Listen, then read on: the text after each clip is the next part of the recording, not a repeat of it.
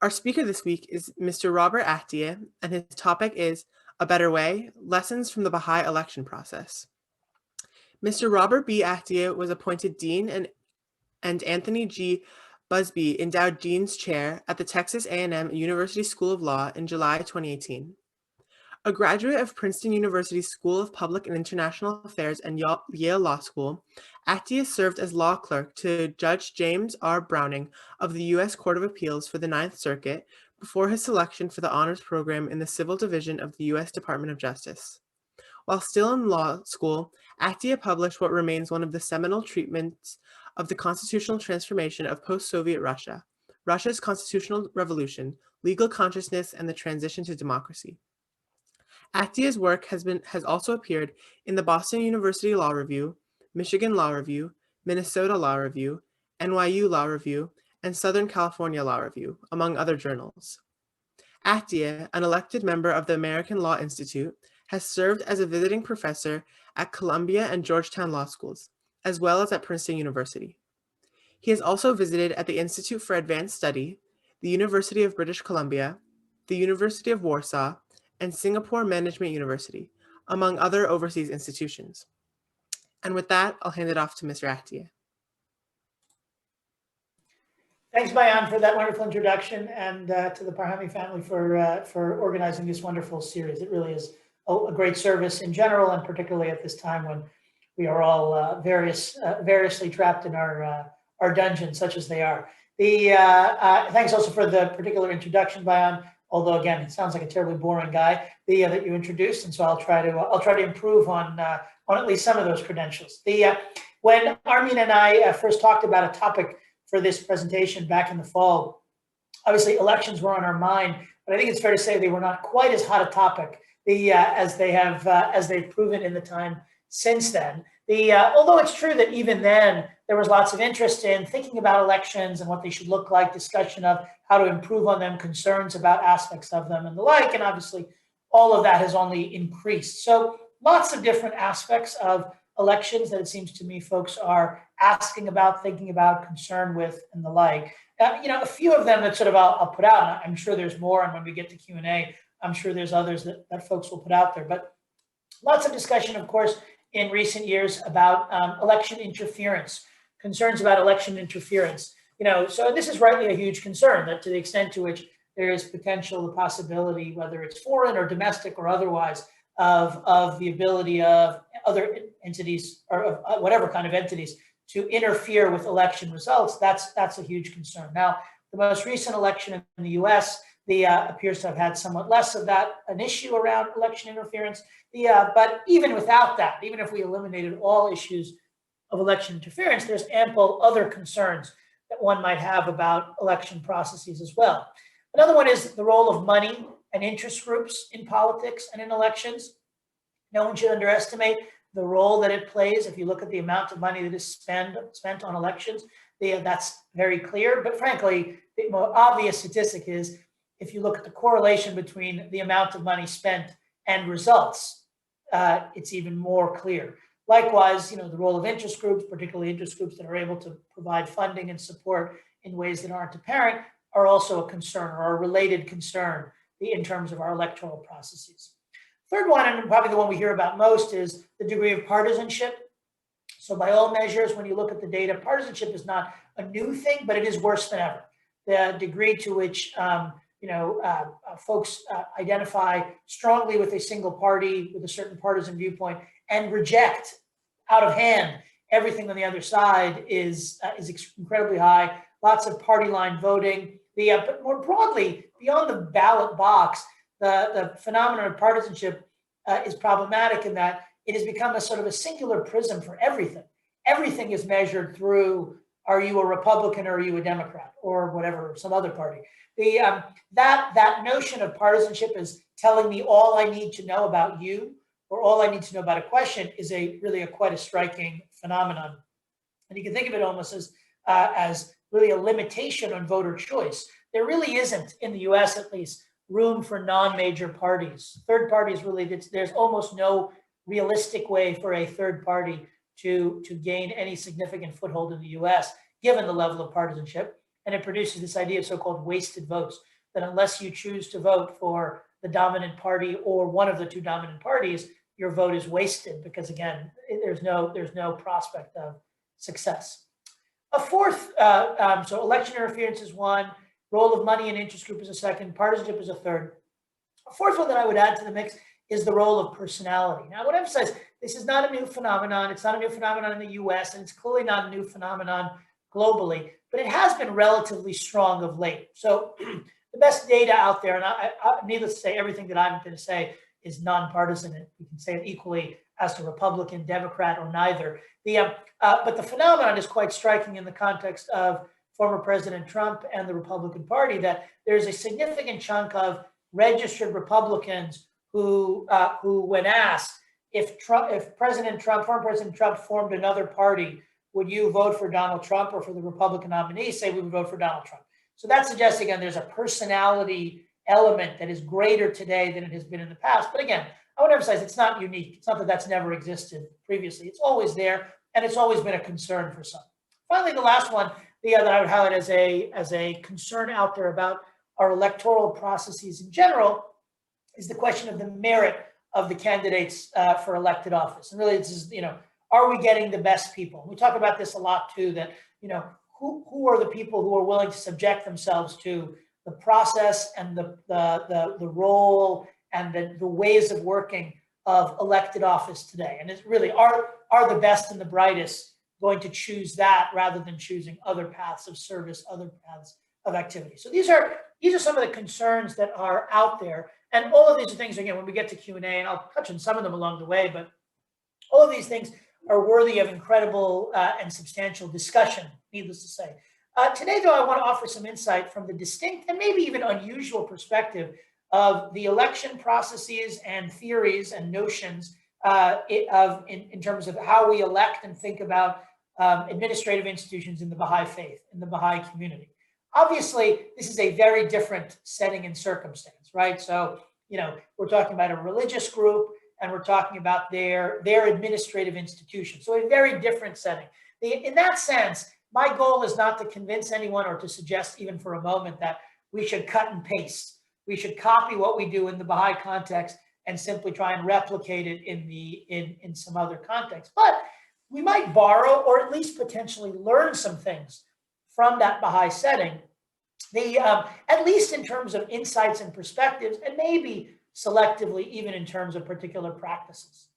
Last thing I want to say before I jump then into the substance is, I want to give credit for much of my thinking and analysis and even commentary today to Professor Arash Abizadeh.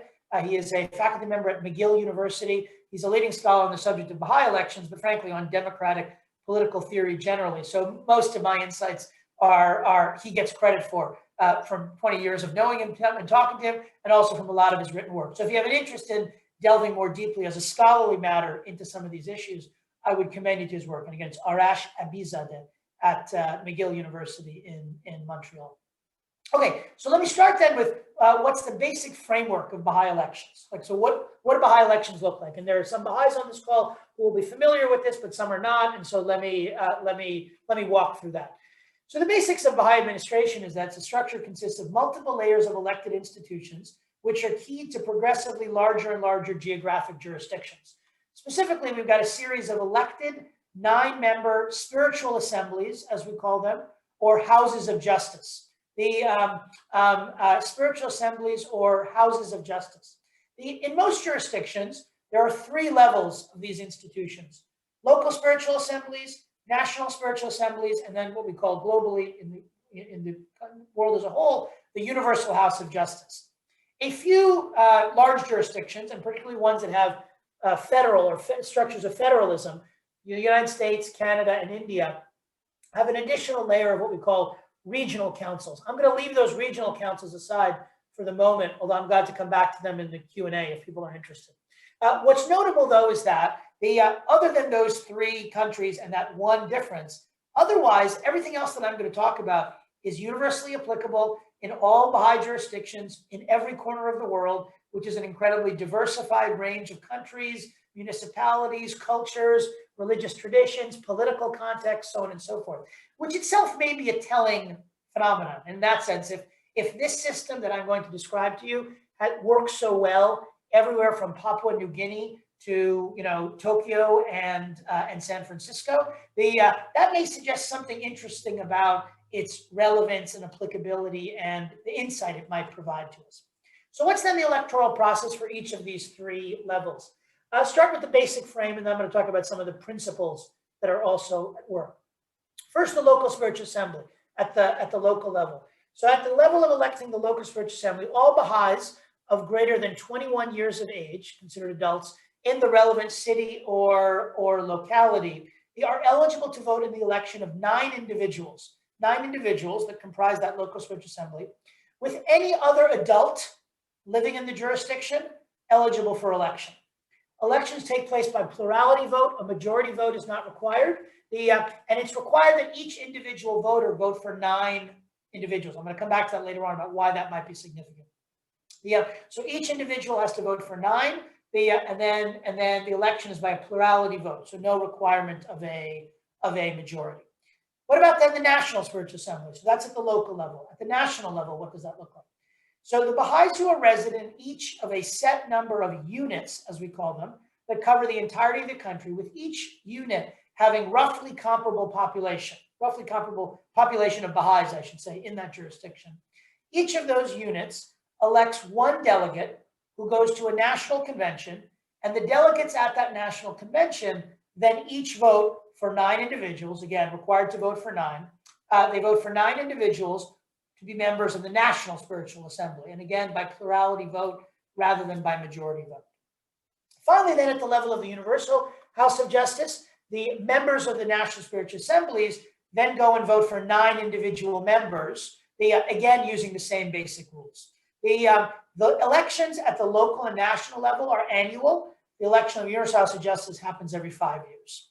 Now, one other sort of rule that I want to mention, and then I'm going to talk about some of the voting process as well. But one other rule I mention is the idea, and because I want to come back to this later on. When there is a tie in the results, when you have a tie and it's not for the last open seat for the 9th seat, re-voting occurs between those last 2, unless it is clearly the case that vis-a-vis that community, one of the 2 is a minority, comes from some minority population, in which case the position is given to the member of the minority population. Otherwise, if that's not clearly the case, then an election is held as between those 2, and the 9th member is then elected. So what about then the actual voting process?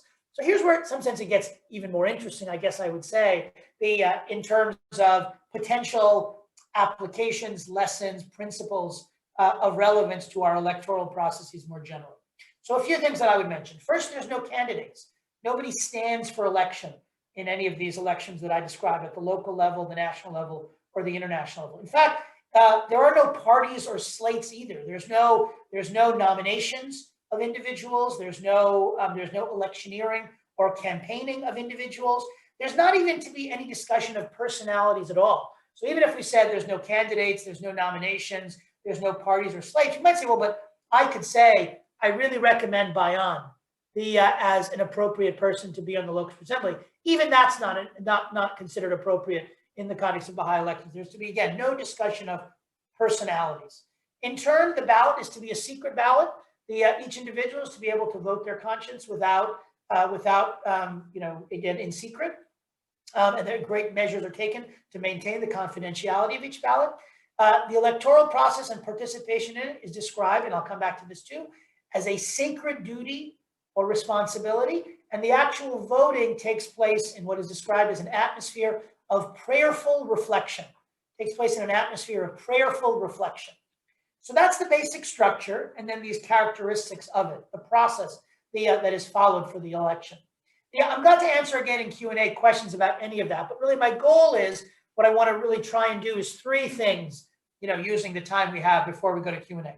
First, I want to offer 2 broad points of analysis. First, a little bit of discussion about what are the values that we might see as reflected in this electoral process the Baha'i community uses, and what are the values that are advanced by it. So values first. Second, what are the goals? What are the outcomes that we can understand the Baha'i electoral process to be seeking to accomplish. And finally, then I want to talk about potential applications, or at least implications, of those values and those outcomes for how we think about how we structure our electoral systems more generally. All right, so those three things. First, starting with values. So first, what are the values? What are the values reflected in this process of Baha'i elections, and what values does it seek to advance? So most broadly, I want to focus my attention on the dignity of the individual as really, in some sense, being at the center of that. And then three aspects of that: first, freedom; second, equality; and third, nobility. The first two of those, freedom and equality, are pretty standard fare in electoral democratic theory, right? We have the basic notion that the reason we have elections is in part to advance freedom, to advance equality. But I want to talk about each of those in the Baha'i context. But then I also wanted to add this one about nobility that generally is not part of our standard discourse. And again, I give credit to Arash for sort of drawing this out as an important principle or value in the Baha'i electoral process. But first, let me talk about freedom and equality. So the Baha'i writings place a great deal of emphasis as to freedom, place a great deal of emphasis on the value of participation in the electoral process. They talk about the vital importance and necessity of the right of voting. They also talk at great length about the need to vote one's conscience, the need to have systems that allow people, that encourage people to vote their conscience. That is in part the notion behind saying that anyone is eligible to be elected.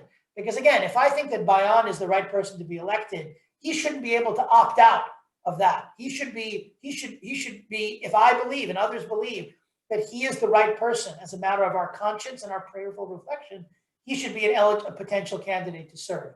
That's also the reason potentially for no nominations, right? Because nominations of necessity say, well, okay, this is the slate of nominees. It's also the reason why actually in the Baha'i community, we don't have term limits, although I'm going to talk about there is value placed in terms of outcomes on turnover and change. There are no formal term limits. And part of that is we want to respect the freedom of individual voters in the Baha'i electoral process to be able to choose who they wish. That's also in some sense can be understood, this idea of freedom of the voter can be understood as the notion behind why we require a plurality rather than a majority. Because if you require a majority, what that does is it requires you to keep voting until the relevant 9 individuals secured a majority.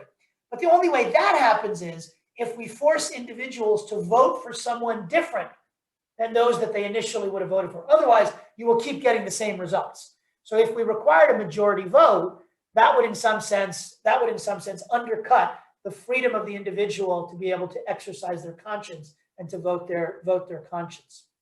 A separate benefit that I might mention of the plurality versus majority is when there's a majority requirement, there is some greater tendency that more prominent, more visible, whatever individuals are more likely to get elected in any electoral process.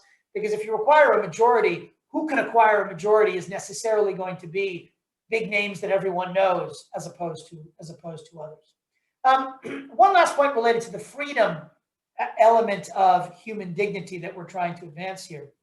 Is the idea of connecting that freedom to the notion or the emphasis on prayerful reflection and silence. The idea is that the setting in which I am to exercise my vote is to be one of prayerful reflection and silence. And you can imagine that there is a place for being able to better exercise my freedom in a setting of prayerful reflection and silence. All right, so that's the freedom value that I think one piece of what we can read into or see in the Baha'i framework of elections. Second one I mentioned is equality. So what about equality? Part of that obviously is the idea that all vote, right? So all Baha'is of 21 years in age, all those who are considered adults, all vote, right? And actually are called upon to vote. And I'll come back to that in a minute. But so they're also called to vote without prejudice. Baha'is are called to vote in this Baha'i electoral process without prejudice. That's a quote, that language. Again, if we're committed to equality, if the goal is equality, the idea is that, needless to say, any kind of prejudice should not be part of my thinking. Likewise, the principle of equal representation, the idea that each of these units at the national level have roughly the similar Baha'i population, also advances this principle, or reflects this principle of equality, right? The idea is one man, one vote, that all these units each have roughly equal population, roughly equal representation in terms of delegates who were then electing the National Spiritual Assembly. All right, so I want to now turn to the third of these aspects of human dignity that because it's the one that in some sense is the most interesting, because it's one that is not conventionally thought of, part of conventional democratic theory. And that's the idea of nobility, that human nobility being part of the value system of the Baha'i electoral process. And this starts with the notion of the inherent capacity of each individual for spiritual perfection. That the Baha'is, as Baha'is we embrace. This idea that every individual is capable of spiritual perfection. But implied in that capability or that capacity is that it is possible not to achieve that perfection. So a passage from the Baha'i writings, it says, "Noble I made thee, wherewith doth thou abase thyself?" Noble I made thee, wherewith doth thou abase thyself? Part of the goal then of the Baha'i, of everything we do as Baha'is, including the electoral process, is to draw out that nobility. Again, another passage says, "Regard man as a mine rich in gems of inestimable value." Regard man as a mine rich in gems of inestimable value. And then the question is, how do we draw out those gems? So how does then this notion of nobility play out into or get reflected in the electoral process? So to begin, you might think of the notion of freedom, the value of freedom, as being the source of the right to participate in the process, and nobility as being the source of our responsibility to do so, right? So freedom means you have the right to do it. Nobility gives us a responsibility to do so. So there's, again, lots of emphasis, as I've already mentioned earlier, on individual participants' responsibility to participate. You can think about this as part of how do I pursue my spiritual potential through, in part, this sacred duty to participate in the electoral process, the Baha'i electoral process. Now, worth emphasizing, it's not a requirement. No one is to be penalized or punished or whatever for not participating, but it is described as a sacred duty that we have. Other writings talk about the individual's sacred duty to take part conscientiously and diligently in the election, the consolidation and the efficient working of his own local assembly. And other passages talk about the vital importance and necessity of the right of voting, a sacred responsibility. The nobility is also, I think, reflected, or can be understood to be reflected, in the spiritual dignity of the process as a whole. So when we talk again about the qualities of prayerfulness and silence, when we talk about voting after meditation and reflection, when the Baha'i writings talk about the rarefied atmosphere of selflessness and detachment, all of that reflects the nobility of those voting and the nobility of those that they are voting for. A further aspect of the electoral process that ties into this value of nobility, I would suggest, is the lack of discussion of personalities, right? This idea that in the discourse around elections, we're not to talk about individual personalities. And by extension, the idea that we have a secret ballot, that nobody campaigns, there aren't parties or factions or coalitions, there aren't nominations, so on and so forth. So it's interesting that the Baha'i teachings normally, in most contexts, emphasize the value of consultation. The idea is that our problems in general as communities, as families, and any other unit should be resolved through communal engagement, through collaboration, through consultation. Why here would that not be true? Well, it turns out it is true here as well. It's just that the consultation, the discourse, the dialogue should not be focused on personalities. It shouldn't be about individuals, nor should it be directed at influencing other individuals' voting choices as to individuals. Why does nobility sort of advise that? How does nobility sort of suggest that? Well, part of it might be the Baha'i writings have include a very strong prohibition against backbiting. Amazingly, again, for those who haven't sort of been reading this since they were kids, backbiting is compared to murder. There's a passage in the Baha'i writings that says, "Ye have been forbidden to commit murder or adultery, or to engage in backbiting or calumny." So the idea that sort of murder and adultery come in the same breath as backbiting. And the idea in the Baha'i writings is that backbiting undermines the spirit of both the speaker, the one listening, the speaker, the one listening, and the one about whom they are speaking, the backbiting is occurring. But we could solve that problem, presumably, if that was the issue. Why not just limit the backbiting or the talking about personalities to positive things, right? Why not say, look, we can talk about positive things, and if you stop at that, it's okay. You might also say that, look, backbiting is a bad practice in general, but we do it sometimes, and we do it for good reasons. If we're trying as a jury to determine the guilt of someone, we have to engage in backbiting, right? That's our job to do that, right? Likewise, when we're hiring someone for a job, we engage in backbiting of a sort in the sense that we talk about them in that sense. So there's lots of settings in which when we evaluate someone, where we do it and we consider it acceptable. We might even say that it's kind of naive that in the Baha'i context, we say you're not allowed to engage in a conversation about personalities in the context of elections.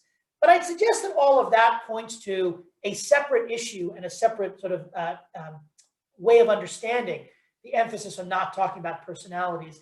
And that's the contrast between policy versus personnel. So in some ways, we can think about the focus on consultation that the Baha'i writings also emphasized as being consistent with the idea of not talking about personalities as an effort to get us to focus on what?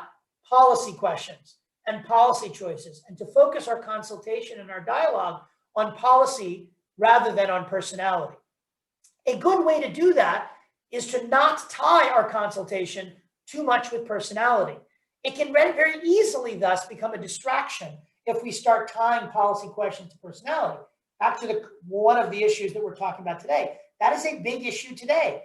The ability to tease out solutions to our problems has become caught up with personality in a way that has made them that much more intractable. If we could separate out the personality and instead focus on policy, we might find much greater opportunity for alignment and engagement. One final reason why we might not talk about personalities in the sense of nobility is that talk about personalities has the potential to advance ego and to build the individual ego, again, contrary to the spiritual principle of nobility. One last point on nobility that I want to mention. So dating back to Plato's Republic, there's always been this notion out there, so all of you have heard it at some point or another, there's been this notion out there that the person who is best suited to a position of leadership is the person who is not seeking that position, right?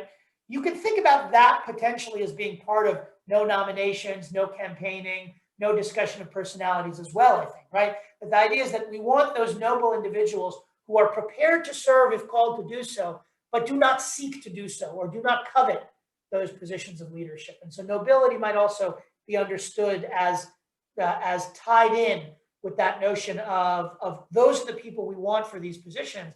And that in turn ties into the way we set up the Baha'i electoral process.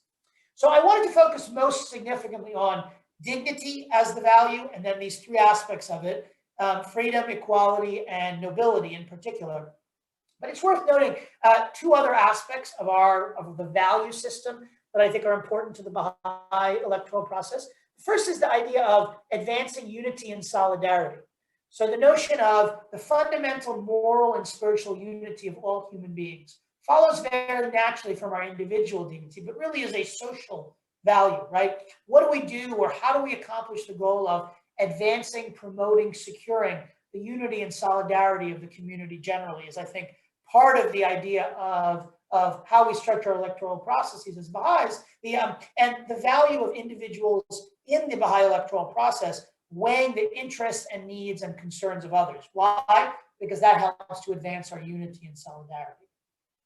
Finally, the last sort of value sort of framework, or beyond dignity, beyond unity and solidarity that I mentioned, is the idea of justice and fairness as a core value of the Baha'i electoral process. And you can think of fairness also as equity. So justice and fairness, or justice and equity. How do we advance the justice and equity of our institutions, of our administrative elected institutions, and of society as a whole is I think, a critical value in the Baha'i electoral system.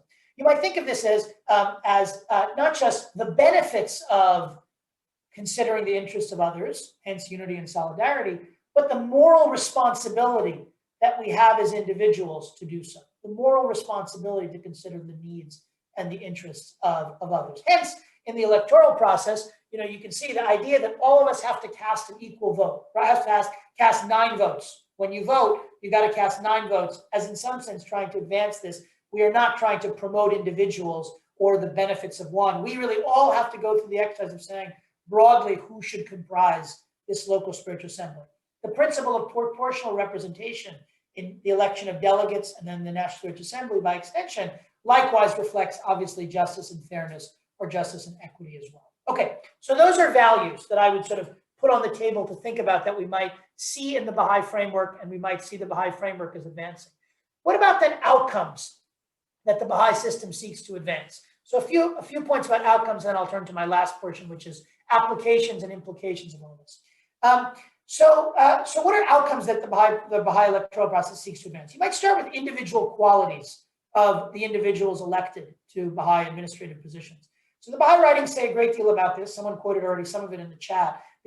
So a few passages that I'll read for you.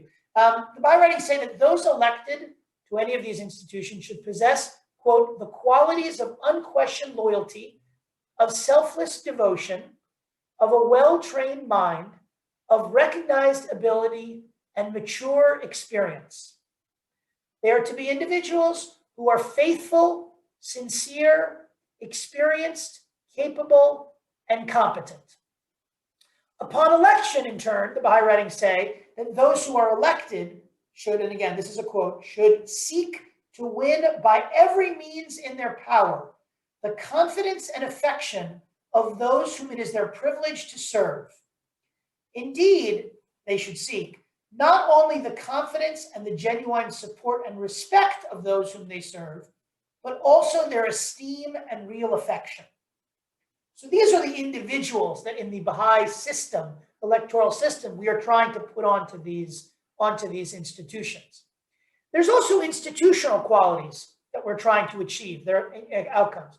I want to note 4, but then I'm going to say brief words about 3 of them and then say a little more about the one of them. So diversity is the one I'm going to say a little more about, but then more quickly, representativeness. These are institutional qualities in terms of outcomes we're trying to achieve. Diversity is one. Representativeness, minority presence, and youth presence. Representativeness, of course, is the idea that does the composition of the 9 members of the local assembly or the national assembly for a nation, is it representative? Is it reflective of the population of the jurisdiction that they govern, that they preside over? That's an important goal, the outcome that is sought in the Baha'i writings, suggested in the Baha'i writings. Minority presence. So again, Baha'i writings emphasize and talk about the idea that the inclusion of minorities on local spiritual assemblies will enhance the quality of the deliberation and the quality of the outcomes as a consequence. Finally, there are elements of the Baha'i writings that talk about the value of youth, of having youth representation. And I'm pleased to see lots of youth on this call today. Having youth representation on these institutions as being an important thing. Now, I skipped over diversity because I want to say a little more about that, because obviously this is a topic of great interest in our country, in the US, but really all over the world right now. So diversity, of course, is a core value in the Baha'i framework. It's a high key priority in the Baha'i context, in the Baha'i setting. The Baha'i writings talk about the idea that diversity contributes, quote, to the beauty, efficiency, and perfection of the whole. Elsewhere it says, when diverse shades of thought, temperament, and character are brought together under the power and influence of one central agency, the beauty and glory of human perfection will be revealed and made manifest. I'm not going to quote this passage given shortage of time, and I want to make sure we have ample time for Q&A, but the broader context into which this is placed is the idea of unity and diversity. So I'm just going to read the end of this longer quote. If folks want to see it, I can put it in the chat later or ask me in Q&A. But this passage ends, for the bedrock of the Baha'i administrative order is the principle of unity and diversity, which has been so strongly and repeatedly emphasized in the writings of the cause. All of this, of course, may help explain this diversity context. The practice regarding ties that I mentioned, right? That if there is a tie vote, the reason we give it to the minority is to advance diversity and some of these other values. Beyond the individual qualities that I've noted, though, and these 4 institutional qualities, there's other outcomes that we might also see as part of the goal in the Baha'i context. One is, or maybe 2 related ones, are the ability to correct problems and the general improvement, seeing general improvement over time. Both of these play out in the individual context, right, but also in the institutional context, right? So we might imagine that both individually and collectively, we want to see correction of problems or correction of issues. We also want to see general improvement. We might think about the fact that other than the Universal House of Justice, the Baha'i institutions are elected annually as partially reflecting these outcomes, these desired outcomes, right? If you want to correct problems, if you want to see improvement, annual elections potentially become that much more attractive. That also in turn suggests a further desired outcome of turnover over time. The idea that change is good, I mentioned this earlier, change is good, fresh outlook, fresh energy, fresh perspective, and the like. Although, again, as I mentioned, in the Baha'i context, we haven't had a practice of term limits, in part because that would limit the value of freedom of the voter to vote for whom they choose. Finally, last desired outcome, and then I'm going to turn to sort of some of the applications of this for the last few minutes, what I'll describe as fostering public-spirited virtue. Fostering public-spirited virtue. So the idea of elections as serving an educational function dates back at least to Alexis de Tocqueville, right? The idea is that participation in the electoral process fosters a sense of responsibility in the citizenry, fosters a sense of responsibility in individuals. That in turn, in the Baha'i context, might help us understand or might explain the lack of nomination. So again, another quote from the Baha'i writing says, the practice of nomination has the great disadvantage of killing in the believer the spirit of initiative and of self-development. Baha'i electoral procedures and methods have indeed, for one of their essential purposes, the development in every believer of the spirit of responsibility. The same principle of this educational function in civic virtue might also help to explain the lack of parties and slates. So in our general elections, we see this phenomenon of straight ticket voting, where I walk in the box, I flip the switch for Republican or I switch the switch for Democrats. I don't know who they are. I don't know what their views are, but I just know that I'm voting for that party and I'm walking out the door. Notably, of course, as many of you will know, that practice is under challenge. So I remember when I first voted as a kid, when I was turned 18 years old, and I went in the ballot box and I saw that there was a switch I could hit for Democrat, a switch I could hit for Democrat, for Republican. And this is old because I'm old. And it was literally, you push that switch and it would push all of them down. It was literally a switch. And I thought, how is this even legal? Like, it shouldn't be legal to be able to do this. And it turns out now in some states it's not. Most recently, the state of Texas, where I am actually, has banned straight ticket voting. There is no longer an option to vote straight across the board. You actually have to cast individual votes across those. Okay, so those are some outcomes. So in terms of individual outcomes, institutional outcomes, and other outcomes. So how do we then think about this in terms of applying it or implications of it for our electoral processes generally? Again, I began at the outset, and I want to emphasize again that I don't think I've seen anyone suggest, and I'm not clearly intending to suggest, that we should copy the Baha'i model and make that our electoral model. The scale is very different, the scope is very different, so on and so forth. The context is very different. But there may be, in fact, things that we can borrow from the Baha'i electoral process, including particularly its values and outcomes, desired outcomes, in the process more generally. Let me start, to give you a sense of that, with one that might seem particularly odd. Prayerful reflection and silence. I've told you a couple of times that's a central part of the Baha'i electoral process. Now that might seem like one that is especially irrelevant to the general electoral context, because general electoral context is not one of spirit and faith and so on and so forth. So given that spiritual reflection and silence seems to resonate with what you do in a church, right, it doesn't seem particularly positive. But actually now, for those who've had the opportunity to vote, I want you to think about what voting looks like, at least in a non-COVID world, right? You go into a place, they generally tell you to keep your voice down. It's meant to be, it's laid out, and oftentimes it's actually oftentimes held in a church, but it's meant to be a dignified, private setting. You go into your thing, whether there's a curtain or there's sidewalls or whatever else it is. In some ways, it does in fact reflect this principle of prayerful reflection and silence that the Baha'i teaching suggests. So it turns out there may even be things that look to be peculiar to a religious context or even to the Baha'i context, but might have application. A similar one, the idea of, I mentioned a few times again, that the Baha'i writings talk about the idea of a sacred duty or a sacred responsibility to vote. Again, you might say, well, that has nothing to do with the way we vote generally, but it turns out it does. If we think about how we do talk about, or even more so, how we used to talk about voting in the US, that was in fact very much the narrative. It's that I have a duty, I have a responsibility, and even that language, I have a sacred duty or a sacred responsibility to go and cast my vote in civic elections, in public elections. Now, we don't do that as much anymore. We don't do as much civic education in general. There's not as much dialogue around the sacred duty or the role of voting, but there's still some. So for example, there's a thing, I've done it, and I'm sure many of you done it, of taking your kid with you to vote. and having them in the ballot box and explaining to them what you're doing in the process you're going through. If you think about even this most recent election in November, how much of the press coverage on actual election day was videos of the long lines of people waiting 6 feet apart, wearing masks for many hours to vote?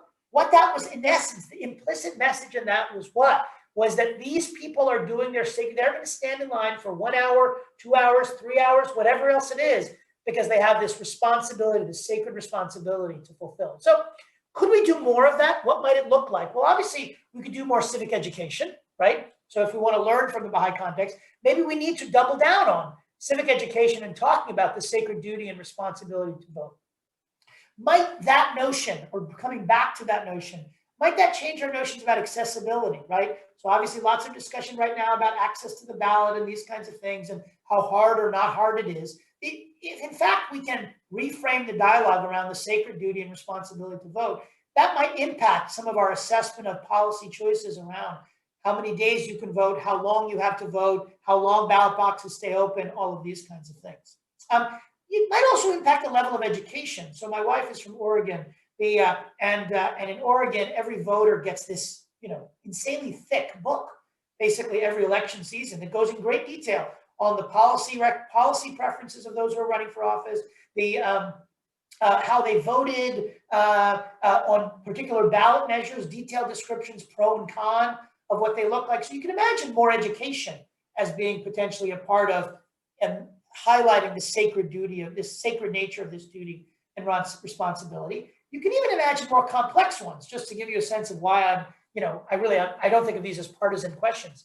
So in general, the trend line has been, not just this past year, but overall, towards more flexibility in terms of not voting in person. But you might imagine that there is actually some logic to putting a thumb on the scale, as long as you can make it accessible and easy, to voting in person, because there is something sacred about fulfilling that duty and responsibility collectively and going to the voting place with others and casting my ballot. Maybe, again, complicated in lots of ways, but again, might be relevant. So what about more complex elements of the Baha'i practices, including lack of parties, slates, lack of candidates, lack of campaigning, discussion of personalities? Again, in many ways, these might not sort of translate very well to it. But I wonder if we go back and we say, rather than thinking about the particular policies, we think about some of the underlying values and outcomes that we're trying to accomplish, whether in fact there might be some relevance of those. So I want to just last piece of this. I'm going to go through a few of these quickly. I'll stop because again, I think we're sort of I've talked too long already. So I want to leave time for Q&A, and lots of time for Q&A. But I do want to sort of highlight some of these just to get your juices flowing, kind of. So maybe actually I'm going to skip over even some of the ones I've written down. I'm going to jump to the ones about nobility, since that's the one that I focused on most substantially. So what are some of the things you talk about in the context of duty and nobility is a duty to participate. So can we facilitate that more? If there's a duty to participate, right? If we borrow that from the Baha'i value system of nobility, the principle of nobility, can we do more things to facilitate voting? Should we be giving people a day off to be able to go vote? Should we think about the number and accessibility of voting locations in a different way? Where should we stand on access to mail-in ballots and these kinds of things? What about the dignity of the process? So we already noted some of these, but are there additional things that in terms of the dignity of the process that we might implement? What about a difficult one of reducing the emphasis on personalities, right? Now you might say, again, impossible. At the national level, federal elections or even state elections, there's going to be candidates and slates and so on and so forth. But maybe there are ways to think about this policy versus personnel value or principle in some useful way. So might we sort of try and shift the dialogue away from personality to some extent and more towards policy? So there's lots of easy ways to do it. First of all, the media could focus less on personalities, less on this person said this today and this person responded that, and more on what their policy choices are. If you look at debates oftentimes start off, when you watch debates, they start off with an effort to focus on policy and they quickly descend into personality. Why? Because personality sells more easily. But we could say, we're not going to do that. We're going to actively discourage and push back against sort of a focus of the conversation on personality versus policy. We can create more fora during election periods when people can come together, citizens come together to discuss issues of policy, right? So imagine if we said, what are the key issues of the day? Healthcare, immigration, XYZ. What if we had in every community a community forum that were on those individual topics? People with interests on both sides would come together and really have thoughtful, informed, data-driven dialogue and discussion. Might be a way that we push more in the policy direction. Provide more information. I gave the analogy to Oregon. Might we even require that you've got to participate in some of these dialogues in order to be able to vote? Now that gets difficult, but you might imagine some of that. Let me say a little bit about the one other one I'll mention, or two other ones I'm going to mention very quickly again in terms of personality and parties and the like.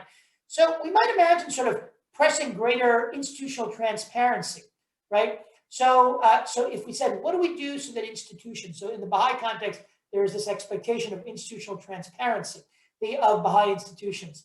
What do we do to encourage that or to recreate that? And the other one is, how do we increase universal participation and engagement?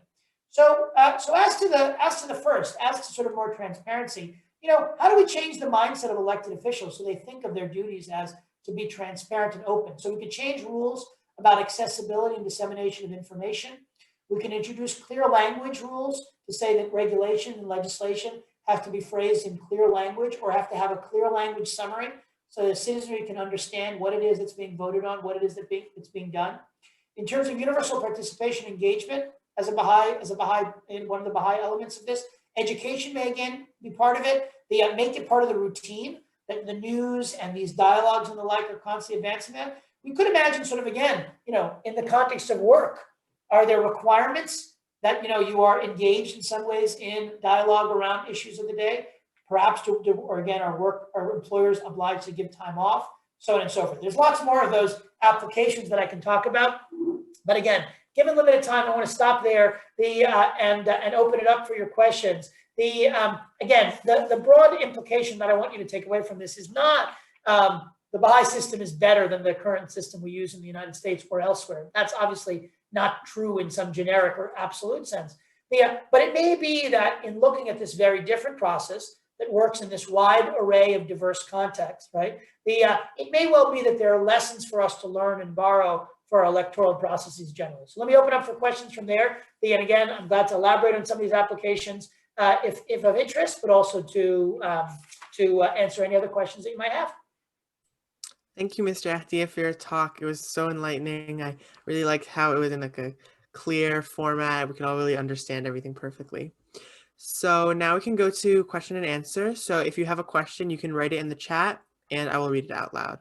So our first question comes from Janan and they ask, is the U.S. Constitution in harmony with Baha'i administrative laws? Great question. So the first, the narrowest sort of answer I would give is there is no inconsistency, right? There is nothing inherently inconsistent in the U.S. Constitution that is inconsistent with or conflicts with the Baha'i principles, the Baha'i rules, so on and so forth. I guess I would say, in some sense, the more interesting question is, how well aligned are the two, right? How again, you use the word harmony, John. How much in harmony or disharmony are they?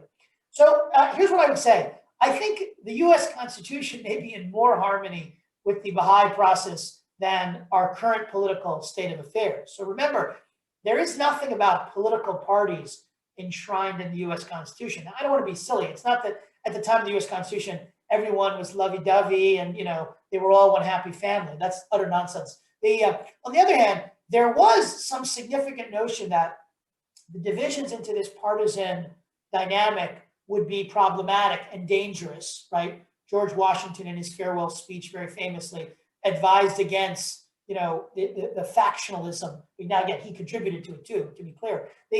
But there was some at least recognition of the problematics of it, and in some sense, those are the problematics that we see today, right? We are living through those problematics at the current moment. So there's more reconciliation there, I would say. an interesting question might be, the US Constitution is premised on a framework of checks and balances between federal and state authority, between different branches of government, so on and so forth. We don't have as much of that in the Baha'i context, right? There's not that same, there is partially probably because of these values of nobility, that nobility element, if nothing else. The notion is that individuals have the capacity to be able to navigate those conflicts even within themselves and in their collective institutions, local, national, international, such that we don't have to divide power in that same way in the Baha'i administrative order. That said, it's worth noting that in the Baha'i writings, when it talks about what the future political order will look like in the world, it does recognize a role for executive and legislative and judicial branches. However, perhaps not with the same degree of checks and balances, right, that they're in conflict with one another as the US Constitution assumes. So those would be some preliminary thoughts, although I'd welcome, Janan, yours or others' thoughts about that as well. I think it's an interesting question. Thank you. Our next question comes from Mersad, and he asks, in a situation where there is very little change in the elected members of the assembly, how should the community be advised that change is good without some form of directed electioneering? That's a great question. So obviously, again, there is human beings are prone, and that by nature, by psychology, are prone to inertia, right? We are prone to this is what we did last time, and so I'm going to do it again, right? There's some lawyers on the call. We know lawyers, we're the best at that, right? We believe that because we did it yesterday, we should do it again tomorrow, right? That's a principle, right? The principle of precedent in law. So I do think there's some tendency that now. So I will tell you that there are writings of, again, more for the Baha'is in the group, writings of Shoghi Effendi in which he speaks about the benefits of turnover, the benefits of change, so on and so forth. The two ways in which I think that plays itself out in the Baha'i electoral context is that it's not necessarily a topic for discussion the day of the election, right? It may be something that, in general, we should talk about changes in leadership and the benefits of that, including with reference to these passages in the Baha'i writings, on an ongoing basis. So not on that day in particular is one thing. The second thing I would say is that, look, there's, again, it's another human tendency that, okay, if you guys are in charge, then I can sit back. We do a lot, I think, in the Baha'i community to resist that, but not perfectly, right? So thinking about what are the ways in which individuals in the community can be empowered to rise up, act, be visible, be engaged, and so on, even if they're not a member of the local spiritual assembly or the national assembly, can be valuable in calling individuals' attention or making visible the work of individuals other than those things. So those would be the two things that I would highlight in terms of what happens that doesn't rise to the level of, I really think it'd be good, so since I said I wanted Bayan on the assembly, now I'm going to say, we got to get rid of that Bayan. He's been on there too long, right? We can accomplish that result in these ways without necessarily that. Thank you. Our next question is from Paymana, and she asks, is the solution to move toward a more multi-party system or to ditch the partisan system altogether? If it's the latter, how can a nation as large as the U.S. get to know candidates on a personal level and evaluate their qualities? Awesome, great question. So again, I'm gonna Paymana being one of the lawyers, I think I feel like say well, and I'm a professor, so I should say, well, what's your answer? But again, she's at graduated law school now, so I can't do that anymore. So look, a few things that I would say. The first is that multi-party system, in some sense, is this isn't a Baha'i statement, to be clear. I'm in political theory and political practice as much as anything, but I'm trying to think of it from a Baha'i perspective. So although in the Baha'i system, even multi-party would be a problem in the sense that we're not supposed to sort of define ourselves and our positions by virtue of I'm a member of party X or party Y or party Z, even if there's 40 options, right? In the general electoral context, needless to say, it would at some level be an improvement if at least we could break the stranglehold of I'm either X or Y. The problem is that the system is really, really, really not designed for that. So it turns out we've got now at least some independence in the Senate, some independence in the House of Representatives at the federal level, and even more so at the local level. But in order for those folks to meaningfully participate in the process of governance, they have to caucus. They have to work with one of the existing parties, because otherwise the system has no place for it, right? Our election finance context is set up for that. Our getting on the ballot is set up around that. So it turns out we have tons of aspects of what we do that are not conducive to that. And again, one of the implications that I skipped over was that, like, should we change our systems to make it easier? Because you can imagine once you jump the shark, right? Once you have 3, the 4th becomes much easier. And once you have 4, the 5th becomes super easy, right? And once you have 5, then anybody who wants to can do it, right? So you can imagine that thing. Now, but our structure, back to the Constitution question, our structure, unlike a parliamentary structure in other jurisdictions, is not really set up well for that, right? It's really set up for you're either X or Y. So really, the challenge with we need more third parties, or we need more additional parties in the US at least, is that in some ways we'd have to change the constitutional structure, or at least what we've layered on top of the constitutional structure pretty significantly for that to work. So then, then it's then to the rest of your question was how does a nation as large as the US do this? So I want to be clear. It's not obvious to me that the Baha'i model in that regard would translate 1-for-1 to national elections to political office in the US, right? I don't know that that's necessarily the case.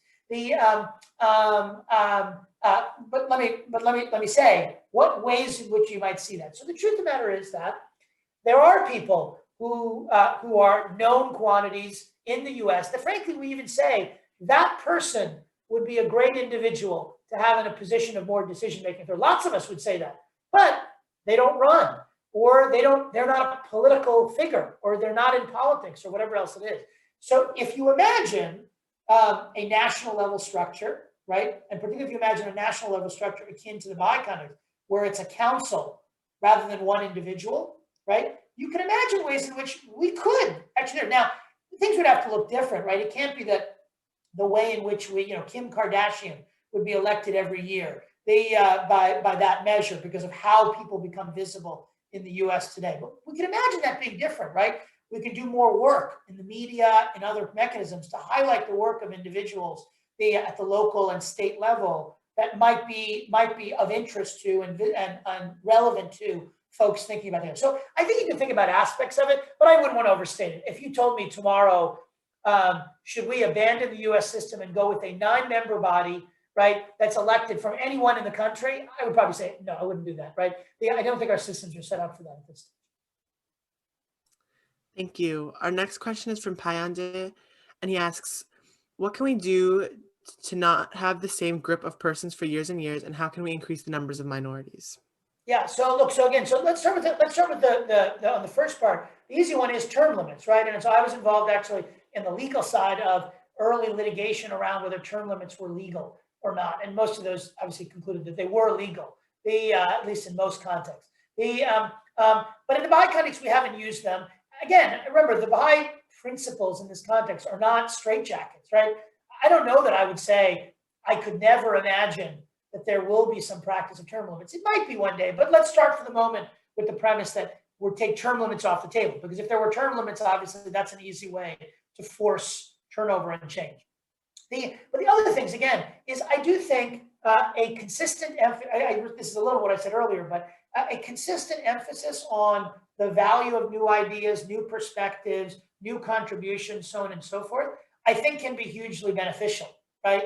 And again, in highlighting that to the community and bringing it out front, right? And even, again, if you shift away from the current model, which I seek office and I want to be in office, as a member of the local church assembly, or as a national assembly, I want to bring attention to the innovations and new ideas and perspectives of others, right? Including so that they have the visibility and there's awareness of them as candidates to replace me, right? Or to be elected in that next cycle to that local or national or whatever else it is, spiritual assembly, right? So I do think, again, sort of if we are highlighting the value of that and people who are doing that, that can be helpful. But I do think we do have to be systematic about structures for doing that, right? So is it the case that we have mechanisms by which, and again, it can't be, I'm going to pick Peymane and Payande and Bayan as the new next group, and so I'm going to put them out front, because that would again become personality. But you can imagine there are mechanisms by which we ensure that we are putting out front not those who are currently members. We're putting out front the work and the contributions of those who aren't members, right?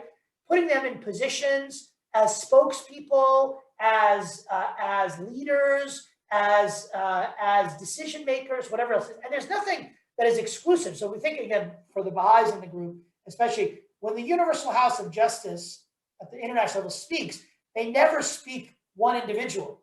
They always, like, even it's like weird, when they speak, the video camera will show 9 of them rather than 1 of them, right? And the reason for that is they don't want it. And if they're going to have one individual, it's either someone who is retiring, or alternatively, it's someone else, right? So you can imagine that someone else piece is a way that we do that. We can do that at the local and national levels, and we do. To be fair, we do some of that. I think we could do more of it, right, in terms of, and obviously everything that I just said of that last part, also then would apply to minorities, right? I think we've got to highlight the importance of it, but we've got to make sure that minorities are, and that means women, as well as ethnic minorities, other kinds of minorities, other unrepresented groups are out front and visible in the ways that sort of will cause them to be front and center. So highlight for people why it's important, that it is a Baha'i, that Shoghi Effendi has said that minority representation on these institutions is important, that representatives is important, that youth is important, right? But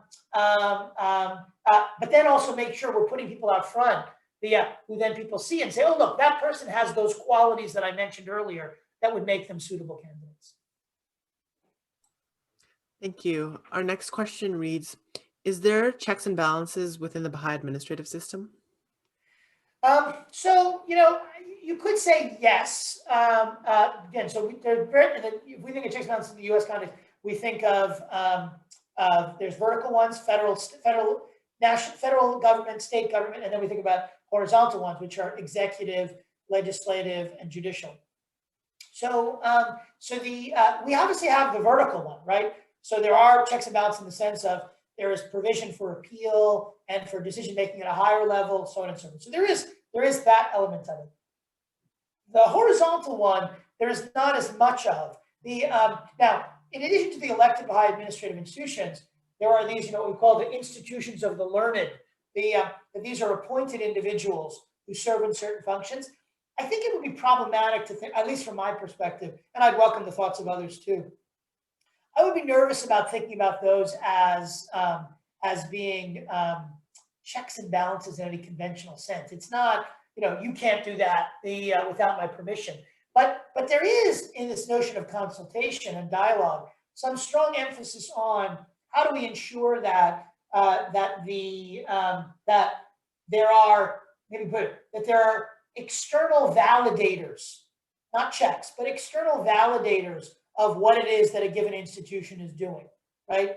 That they are encouraged to consult with those in these appointed positions, to get feedback, consult, to be back and forth and so on and so forth. So you might think about that as having that. But then the other point I want to make sure we don't lose sight of is that, again, the Baha'i notion is not that the Baha'i system ultimately becomes the governing system for everything eventually, right? In the Baha'i system, we have the notion that even in some distant point in the future, there will be an executive, a legislative, a judicial, so on and so forth, that are then tied in with, we don't know exactly how, but we can talk about that, but are tied in with these elected institutions. So in that system, are there checks and balances? Sure, at some level, but I still think the principles of nobility, freedom, equality, unity and solidarity, justice and fairness will play into that. So I don't think it'll look quite the same. It won't be that the president is fighting with the legislature and fighting with the courts, right?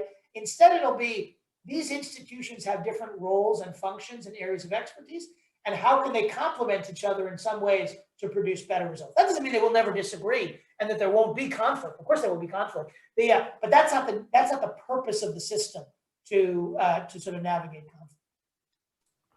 Thank you. Our next question is from Rosita, and they ask, as one of the protagonists that are to bring about the world order of Baha'u'llah are the institutions of the faith, how do Baha'is take into consideration the concept of raising institutions as well as voting for qualified individuals? Good. I want to make sure I understand the question.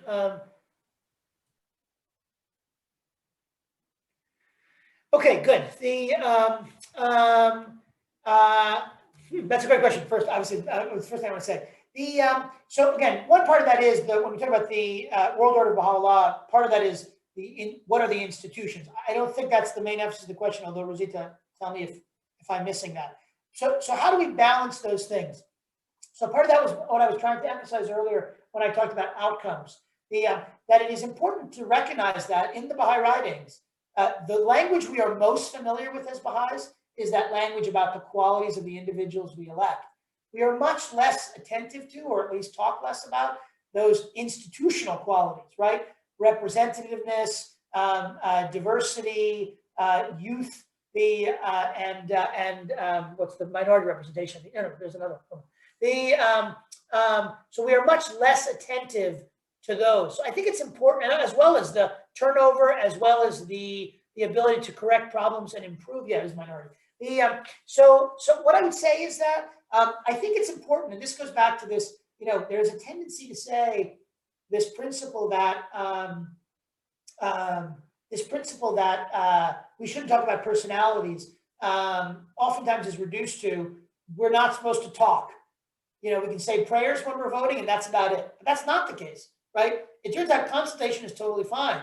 Not just about policy, but even, frankly, to Mirzad's question earlier, even about some of these institutional qualities of what it is that we're trying to accomplish, right? That if we think broadly about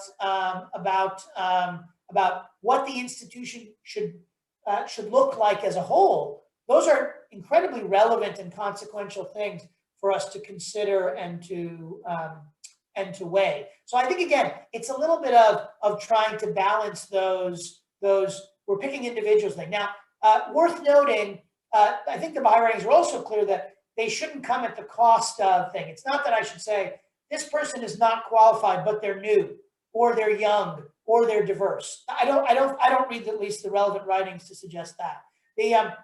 I think what they're saying is that those should be considerations that we weigh in evaluating and among the folks who are qualified in weighing who we might include, who we might factor in.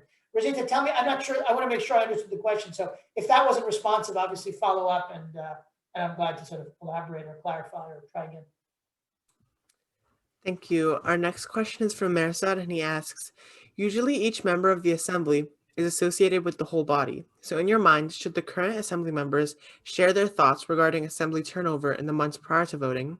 Can that not be misconstrued as a form of electioneering, or should they remain silent and allow the community to discuss the topic? What is your thought? Okay, obviously now we're in the zone of sort of judgment rather than policy, right? So the short answer is I don't know. And I would say nobody knows, right? Nobody who tells you an answer to that knows. So it's really got to be a matter of individual reflection and consideration with regard to that. Again, so this is the follow-on to the earlier question you asked, Mirzad. So one question is that an appropriate topic to raise in general? I think my answer, I think I tried to give, was yes. And frankly, it's even an appropriate topic on the day of the election, although it's probably a better topic to be raising it as an ongoing matter, right? As an ongoing matter, saying, what are we doing to sort of create additional human resources in our community, in all respects, including potential members to serve in the assembly, so that we have new blood and new ideas and so on and so forth, right? So that's a piece of it. I take it to be the follow-on question is there something problematic about a member of the assembly offering that, because implicitly they are talking about personalities and like, it's my view, if I'm a member of the assembly, it's my view that turnover is good. We should have new blood, right? Well, you can imagine that in some sense, implicit in that is I think you should not vote for me again, right? I understand that, but I guess I would say we all operate at the level of our institutional roles and our individual roles in every respect, or in all different sorts of settings. And so I would be nervous about sort of saying it's inappropriate for an assembly member to raise these appropriate issues, but it is for someone else. Including because, again, the necessary artifice of an assembly member saying, I don't want to raise this, but you should, is almost worse in my mind, right? So again, if we think it's an appropriate issue to raise, then it may come spontaneously. But if someone, a member of the assembly, my instinct would be that it's totally appropriate for them. Now, maybe they don't raise it 5 minutes before the vote, right, as opposed to after the fact or later, or in the course of things. But that would be my thought. But again, that too is in the category of everyone in this call will have good insight or thoughts on that, I suspect, at least as good, if not better than mine. Thank you. Our next question is from Pamela, and she asks, is it possible to cultivate a Baha'i attitude of open-mindedness to new ideas, policies, etc., when research has shown that people tend to seek out confirmation of their predisposed attitudes? Great. Yes. Again, so it's interesting. So the research there are two incredibly interesting strands of research. One is the one that Peymana is highlighting, which is really it's deeply disturbing psychological research that shows basically confirmation biases that are the broad frame used for it, that suggests that like you can put 10 pieces of information in front of me, and if you ask me afterwards, what information did I give you? I will repeat the 3 things that align with what I believe, and I won't remember the other 7. I will say, that's all you told me, right? And if you put the same 10 pieces of information in front of somebody else who believes a different view, they will report 3 different pieces. So it's almost like traumatizing for a professor. I'll put it that way. It's traumatizing information because it suggests like the level of resistance to learning is like insanely high. Okay, but that's one. But the other strand of research that I would kind of respond with, Pamela, is the deliberative democracy research, which is actually insanely interesting. So I mentioned I wasn't throwing it out loosely when I talked about this idea of take the issue of immigration and healthcare and whatever else it is, get people in a room and have a data-driven, rational, systematic, oftentimes facilitated dialogue around those issues. So there's a huge amount of research that now has been done. Nobody really disputes anymore. It's been studied so much. You can take 2 groups that are not just in disagreement, they're in violent disagreement, right? So 5 people who are crazy on one side and 5 who are crazy on the other side. You put them in a room. You force them to listen to neutral presentations on whatever the topic is. Well, first of all, you get them to focus on a topic. So it's not politics, or it's not the future of the country. It's specifically, we're going to talk about what should we do about immigration. Then you have not one, but you have a series of presentations by different individuals, right, who look different, right, and come from different backgrounds, but present dispassionate data and information about it. And then you have a facilitated dialogue between those populations. It's not just that the views move closer to the middle. That's a given. Not uncommonly, they come to total agreement. Like literally, by the end of the process, they have no disagreement on immigration. They have no disagreement on healthcare. They have no disagreement on whatever else it is. So it turns out that it is possible. The problem is that our processes are designed to produce the opposite, right? I hate to pick on Facebook because everybody else is picking on it, but we have an algorithm that is designed to figure out exactly to what you're citing, exactly what it is that you want to read. So we don't even bother you with the other 7. You just get 10 of the same thing, right?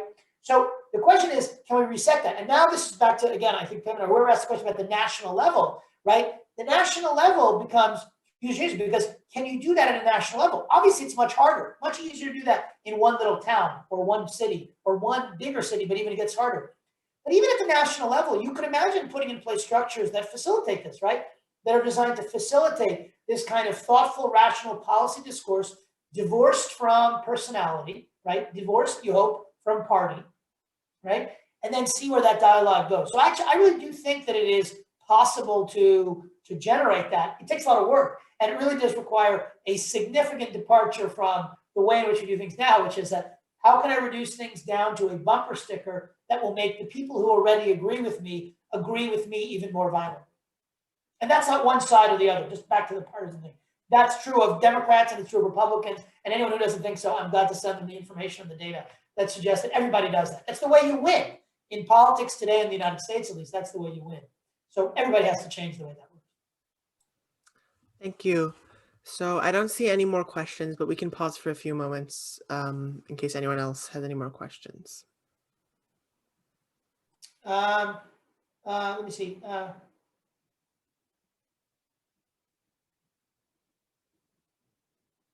Rosita clarified a little bit to her question.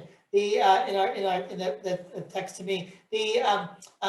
So again, so it's an interesting what she's asking about is, again, it is that there is some tension, or at least potential tension, between what are the individual qualities, what are the institutional qualities that we're trying to accomplish. And I think that's right. And including within the Baha'i community, for those who are Baha'is on the call know that we've got these set of processes that we're in the middle of doing over the last decade or so that in some sense further complicate what I've talked about or further complicate the general frame.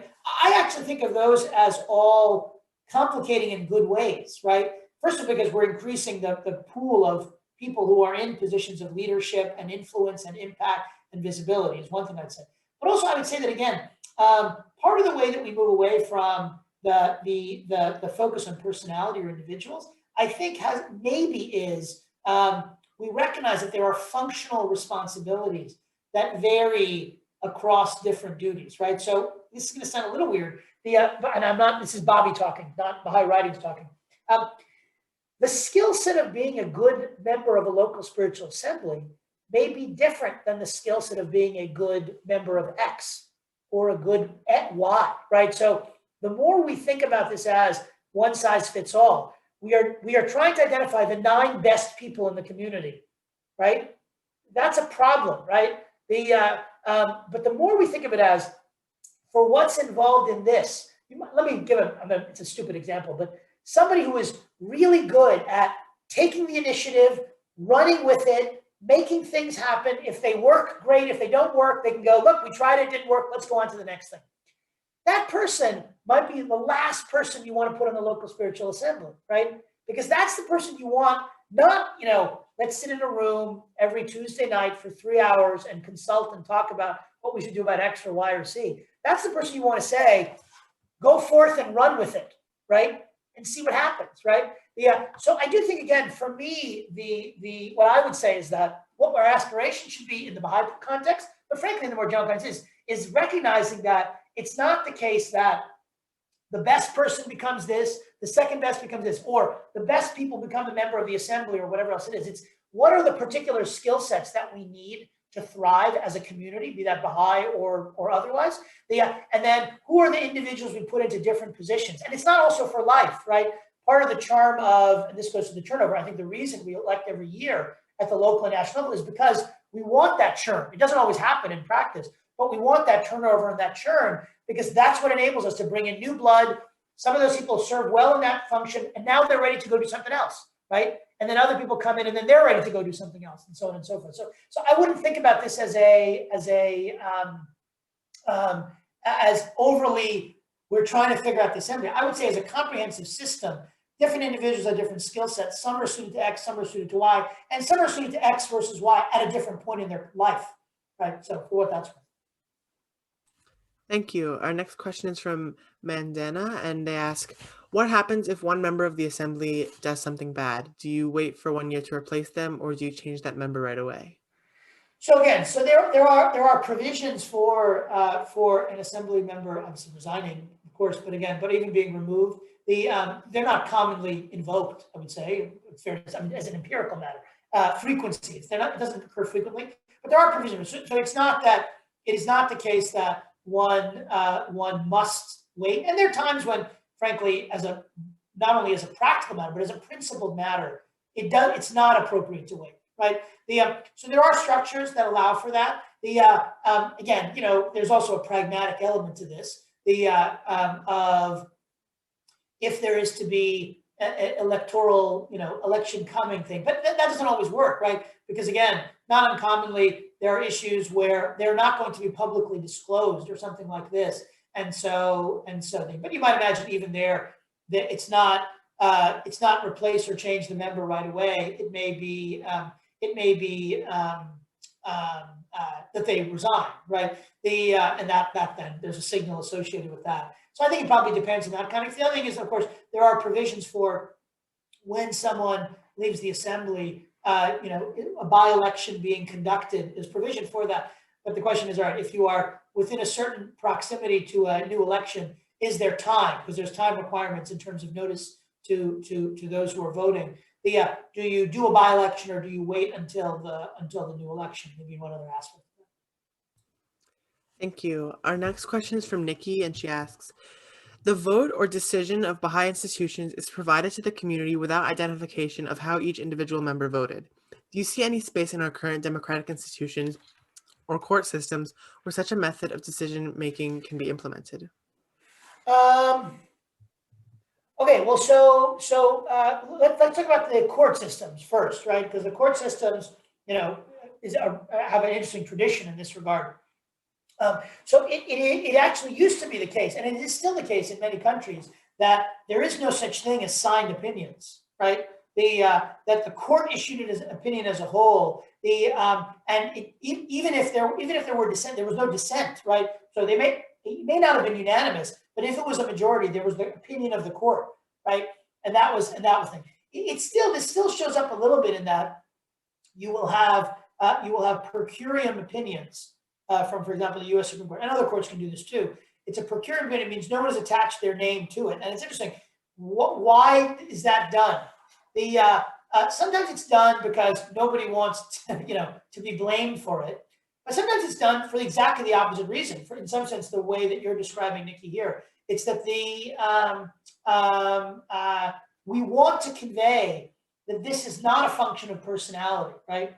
This really is the decision of the court, and it should be thought of as the decision of the court. And so dissecting it out into, the Republican appointees did this, or this guy did that, and this one didn't do that, is problematic in the sense of the respect for the decision that's ultimately. So in the judicial conduct, and there's a huge, so for example, I clerked for a judge in San Francisco who, a federal judge in San Francisco, who basically didn't believe in dissenting. Like he did it probably, he was a judge for 45 years or so. I think he did it like 10 times total over those 45 years. He just thought as a general matter, a majority of the court has made a decision. It's not my job to, show how smart I am and show how they're wrong. It's my job to support the judgment of the court, even if I disagree with it, even if I fought it like hell. Now, again, sometimes that's not the case, but usually it is, was his view. So there still is lots of discussion along those lines and application of that in the legal context. So what about then in the political context? So the political context is obviously more difficult, in part because the idea is that we have representative democracy. But it's worth noting, we sort of have representative democracy, but we sort of have Republican systems as well, right? So again, people talk about it more than it's worth, but the electoral college by which we actually elect the president, in some sense, is implicitly at least premised on that idea, right? The idea is that we're electing these people, they're going off, and then they're going to sit in a room and they're going to decide who should be president, with at least in its origin. That was the theory behind the electoral college. Yeah, but it turns out that's actually true of our at least at the federal level, and many ways at the state level too. They are not representative in the Athenian democracy sense, right? It's a Republican, as we call it, form of government. Republican form of government is we're electing representatives not to vote our preferences, right? But to represent us. And sometimes they represent us by voting one way, and sometimes they represent by voting another way. Now, that is diminished. We saw this during the election when one particularly, it was a particularly grotesque, the statement that around the impeachment stuff, that one state party official in one of the states, who had a senator who voted in favor of impeachment, said, we didn't send them to Washington to do the right thing. We sent them to sort of vote the way we wanted them to vote. That's actually not true. I mean, our system of governance in the U.S. is a Republican form of government. So in that sense, you could imagine that system. Our electoral processes, though, I would say, Nikki, make that super hard, right?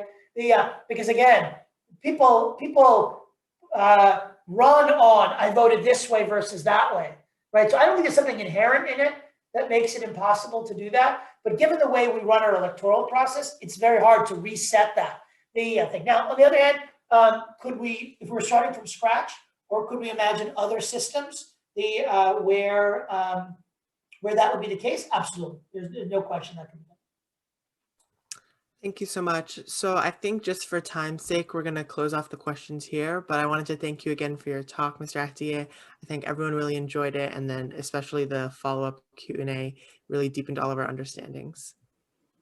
Thank you, Bayan, and thank you to all for your questions, and obviously, again, to you, Bayan, and to everyone, Armin and the family, for hosting this great session.